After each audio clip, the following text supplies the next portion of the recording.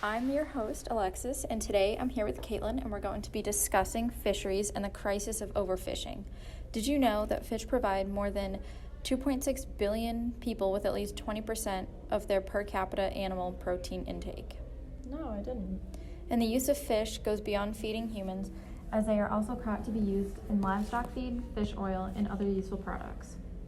Yeah, I read that catching fish is not inherently bad for the ocean, except when vessels catch fish faster than stocks can replenish, something called overfishing. It's the primary issue in fishery conservation efforts. An example is the Atlantic cod fishery, which for centuries has held communities in Canada and the US, but has collapsed recently and shows no sign of making a comeback despite conservation efforts. The majority of commercial fish stocks are considered to be exploited at their full potential, and several must be carefully managed in order to prevent collapse. The growing population paired with the accessible equipment necessary for fishing increases the demand, and that's what's essentially leading to overfishing. The size of the catch being made over the years has decreased, and because of this, fishermen are casting bigger nets.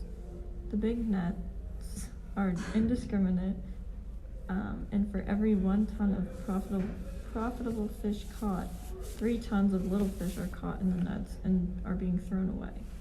The ocean's having a hard time replenishing what we are consuming fast enough.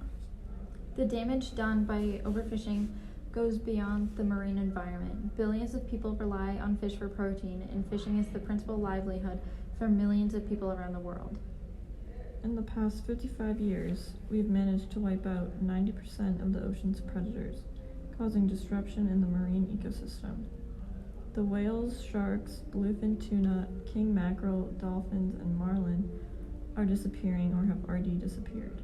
The boats needed to catch all this fish cause problems of their own. They cast huge and heavy nets, which drag across the ocean floor. If you think of the ocean floor as a forest, this would be the equivalent of deforestation. This is called bottom trawling. On top of that, coral reefs, home to 25% of all marine life, are being destroyed by this as well. Not only does overfishing cause harm to coral reefs and fish themselves, but the entire ocean ecosystem is affected by this. The Arctic and Coral Triangle are a few of the many places affected by overfishing. Since the Arctic is melting, it makes it easier for illegal fishers to come and fish. Just look at the world's fish stocks. 10% are underfished, 60% are fully fished, and 30% are overfished. This isn't a new issue either. Overfishing dates back to the early 1800s and has been a problem ever since. The depletion reached catastrophic levels in the 20th century. Tax dollars are going towards paying for subsidies that the government is giving to fisheries, which is the only reason that they're capable of overfishing. According to a 2010 study by Oceana, overfishing subsidies total an estimated $16 billion annually, which is equivalent to roughly 25% of the value of the world's fish catch. A law that is in place to help out with these issues is the Sustainable Fisheries Act of 1996, which is an amendment to the Magnuson-Stevens Fishery Conservation and Management Act, which is a law governing the management of marine fisheries in the United States. National Geographic reports a study of catch data published in 2006 in the journal Science grimly predicted that if fishing rates continue apace, all the world's fisheries will have collapsed by the year 2048. Fish farming is now the fastest growing agricultural industry worldwide, with consistent 8% growth for the past 30 years. 40% of the United States population lives on coastal shorelines. This means that the majority of those people are going to be somehow affected by overfishing. According to fisherman Brent Franke, hotels and other major buildings pumping their waste into breeding ponds is harming the fisheries more than overfishing is. He believes that authorities have failed to stop developers from destroying breeding areas for fish. It sounds like fishermen believe that it's the developers and urbanization and the overall carelessness towards the environment that's causing more harm than overfishing itself.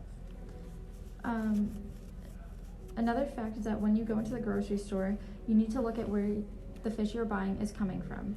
Fish are either wild, caught, or farm raised. Yeah, so the farm raised fish are commercially raised in controlled pens that exist within lakes, oceans, or rivers, as well as fisheries in large tanks. Farm raised fish are bred to make fish cheaper and more readily available to consumers. Honestly, that sounds disgusting. Wild caught fish are caught by fishermen in their natural habitats, so rivers, lakes, oceans, etc. With wild caught fish, the genetics are much more diverse since they are raised in their natural habitats. Farm-raised fish have much less genetic diversity because they are raised to be all the same, which ultimately leads to them tasting the same. The nutritional value in wild-caught fish is thought to be much higher than that of the farm-raised variety. Why? Well, for starters, wild fish are out in the wild, eating a diverse range of foods that create a varied blend of nutrients by the time we get the fish. Farm-raised fish are generally fed the same crops day in and day out. They live in a contained environment with no access to the variety of wildlife that's well found in the wild. However, there may be a different set of benefits associated with eating farmed fish, depending on what you need in your diet.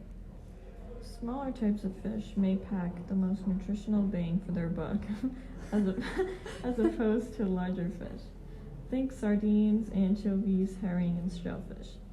Larger fish like swordfish, for example, may have a lot of mercury in their blood, and farmed fish may have lower instances of mercury than wild-caught fish.